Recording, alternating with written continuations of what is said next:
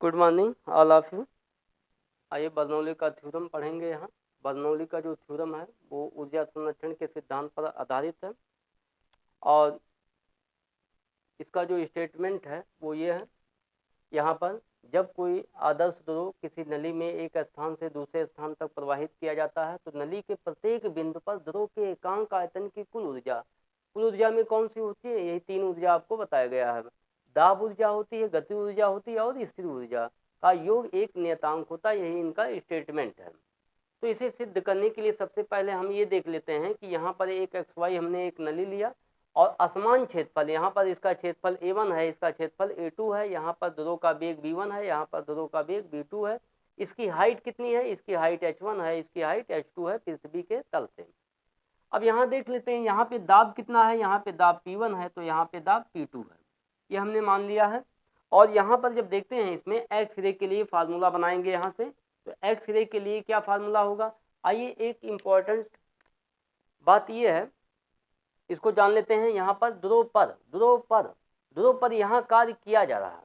क्यों? क्योंकि ये जो वायुमंडल जो दाब है P1, ये इस पे एक बल लगाएगा जिसके कारण इसमें जो ध्रुव है इसमें प्रवेश करेगा और बाहर निकलेगा। तो जब बाहर निकलेगा तो दाब P2 के विरुद्ध ये वर्क करेगा, P2 के विरुद्ध वर्क करेगा। तो यहाँ पे हम लिखेंगे यहाँ कार्य कौन करेगा? यहाँ पर ध्रुव कार्य स्वयं करेगा और यहाँ ध्रुव पर कार्य होगा। ओके, ये स्पष्ट हो गया यहाँ पर। तो सबसे पहले हम लिखते हैं एक्स रे पर, तो यहाँ पर एक्स रे पर कार्य होगा। तो यहाँ पर लिखेंगे ध्रुव पर किया गया कार्य। तो यहाँ पे किया गया कार्य कितना है? W1। तो W1 बराबर होता है F1 बल गुणे दूरी, तो दूरी हो जाएगी L1। तो यहाँ दाब को हम एक फार्मूले से और लिख सकते हैं। वो दाब वाला फार्मूला कौन सा है? P1 बराबर होता है F1/A1। तो इस फार्मूले से हम इसको लिखेंगे तो W1 बराबर हो जाएगा यहाँ पर P1/A1 और इंटू L1 की वैल्यू क्या लिख देंगे? V1। हो गए, यहाँ से ये हो गया।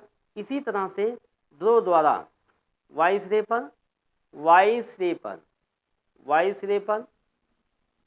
ध्रुव द्वारा किया गया कार्य। तो किया गया कार्य कितना है? W2। तो W2 हो जाएगा। इसी तरह से आप लिख सकते हैं P2A2 इंटू B2 लिख सकते हैं। नेट कार्य आप कितना किए हैं? नेट कार्य, तो नेट कार्य हो जाएगा W। तो W इक्वल टू हो जाएगा W1 माइनस W2। यहाँ पर W1 का मान अधिक होगा, W2 का मान कम होगा। तो यहाँ पर W1 का मान जो दिया हुआ है P1A1 B1 minus P2A2 B2। Okay, continuous flow ध्रुव अभिव्यक्ता का सिद्धांत से। तो यहाँ पे लिख सकते हैं A1 B1 बराबर होता है A2 B2। तो यहाँ ये आयतन है, तो आयतन बराबर होता है द्रव्यमान बटे घनत्व, लिखते हैं द्रव्यमान बटे घनत्व। तो यहाँ लिख सकते हैं m/ρ। ये फार्मूला जो है आयतन है, ये फार्मूला आयतन प्रति सेकंड प्रवाहित द्रव का आयतन A1 B1 आया था और A2 B2 ये इक्वल होता है द्रव्यमान बटे घनत्व के बराबर होता है। तो इस आधार पे लिखेंगे तो ये दोनों यहाँ पर m/ρ आएगा, m/ρ यहाँ पे भी आएगा और दोनों कॉमन हो जाएगा। तो यहाँ हो जाएगा P1 माइनस P2 और m/ρ कॉमन आपका हो गया। इक्वेशन नंबर इसको मान लेते हैं फर्स्ट। ओके, इस समीकरण नंबर हो गया 1। अब चलिए फिर ज्ञात करते हैं इसमें एक्स रे पर ध्रुव का वेग। एक्स रे पर ध्रुव का वेग ज्ञात कर लेते हैं यहाँ से। तो एक्स रे पर ध्रुव का वेग V1 है, तो इसकी काइनेटिक एनर्जी क्या होगी? तो इसकी गति ऊर्जा एक्स रे के लिए हम मान लेते हैं K1 1/2 mv1 स्क्वायर, द्रव्यमान वही है। और दूसरे सिरे पर वाई सिरे के लिए क्या लिखेंगे? तो वाई सिरे के लिए जो है गति ऊर्जा हो जाएगी K2 और वो हो जाएगा 1/2 mv2 स्क्वायर, V2 स्क्वायर हो जाएगा यहाँ से।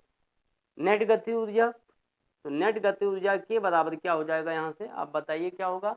यहाँ जो है V1 का मान कम होगा क्योंकि नली चौड़ी है यहाँ पर, और यहाँ पर V1 का मान कम होगा, V2 का मान अधिक होगा। तो जब V2 का मान अधिक होगा तो काइनेटिक एनर्जी कौन सी अधिक होगी? K2 अधिक होगा, K1 का मान कम होगा।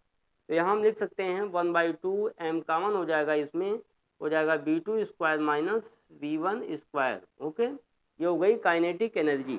आइए देखिए यहाँ पर एक गति ऊर्जा में वृद्धि हो रही है तो एक ऊर्जा घटेगी।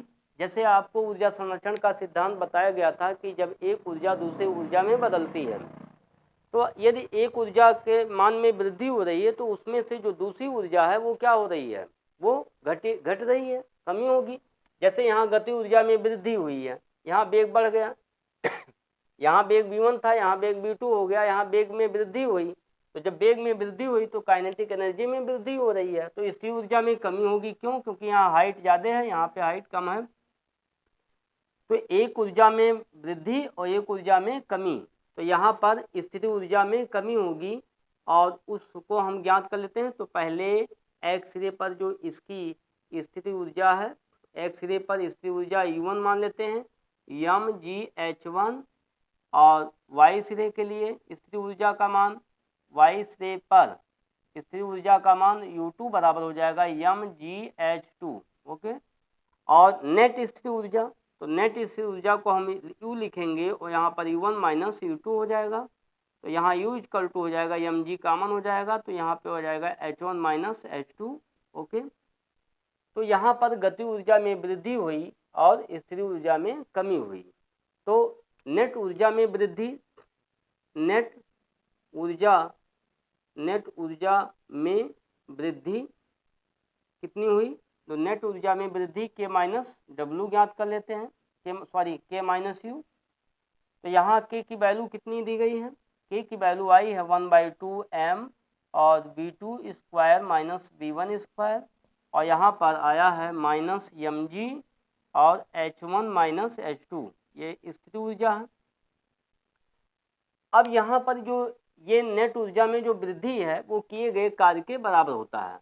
जो रीडिंग इससे हम ज्ञात करेंगे वही वर्क वाले से भी आएगा। तो ये दोनों मान क्या है, एक दूसरे के इक्वल हैं। तो ये दोनों मान एक दूसरे के जब बराबर होंगे यहाँ पर, तो हम लिख सकते हैं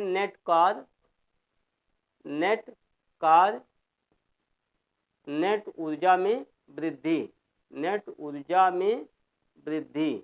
ओके, तो नेट कार्य कितना है? तो नेट कार्य अभी जस्ट हम लोग ज्ञात किए थे वहाँ पर, तो P1 माइनस P2 और m/ρ आया था, और इक्वल टू यहाँ से नेट ऊर्जा में वृद्धि कितना आई है 1/2, यहाँ से 1/2 और यहाँ पर हम कॉमन ले लेते हैं साथ में, दोनों में दिया है तो यहाँ 1/2 हो जाएगा, और V2 स्क्वायर और माइनस V1 स्क्वायर, और यहाँ पे हो जाएगा माइनस GH1 ब्रैकेट में H1 माइनस H2। ओके, ये हो गया आपका, mm से कैंसिल हो जाएगा, तो यहाँ लिख सकते हैं P1 माइनस P2, और रो को हम साथ मल्टीप्लाई कर देते हैं अंदर, तो यहाँ पे हो जाएगा 1/2 रो V2 स्क्वायर और माइनस 1/2 और रो V1 स्क्वायर, और माइनस यहाँ पे दिया हुआ रो GH1 और माइनस माइनस ब्रैकेट खोलेंगे प्लस, और रो का गुणा भी हो रहा है, तो रो GH2 हो जाएगा यहाँ से। और इसको आप सॉल्व कर लीजिए, तो 1 को एक तरफ लाइए, तो यहाँ हो जाएगा P1 प्लस, इसको इधर लाएंगे माइनस है, प्लस हो जाएगा रो V1 स्क्वायर और प्लस रो GH1, और इक्वल टू P2 को इधर लाइए, तो P2 और प्लस यहाँ पे 1/2 रो V2 स्क्वायर और प्लस रो GH2। यही जो है बर्नौली का थ्योरम है। ओके डियर स्टूडेंट, बहुत ही इजी डेरिवेशन है इसका। ये ऊर्जा संरक्षण के सिद्धांत को प्रदर्शित करता है। तो देखिए यहाँ पर नली के पहले सिरे यानी एक्स सिरे पर दाब ऊर्जा, गति ऊर्जा, स्थिर ऊर्जा, नली के दूसरे सिरे पर दाब ऊर्जा, गति ऊर्जा और स्थिर ऊर्जा का योग एक नियतांक होता है। इसे हम इस तरह से लिख सकते हैं जैसे कि ऊपर स्टेटमेंट में लिखा गया है 1/2 रो वी स्क्वायर और plus rho G H equal to क्या हो जाएगा, ये एक नियतांक हो जाएगा यहाँ पर। ओके, ये आपका था बर्नौली का स्टेटमेंट। तो इससे स्पष्ट है यहाँ पर, तो बर्नौली का प्रमेय है, बहुत इंपॉर्टेंट है, इसको आप नोट कर लीजिए। देखिए यहाँ, थैंक यू।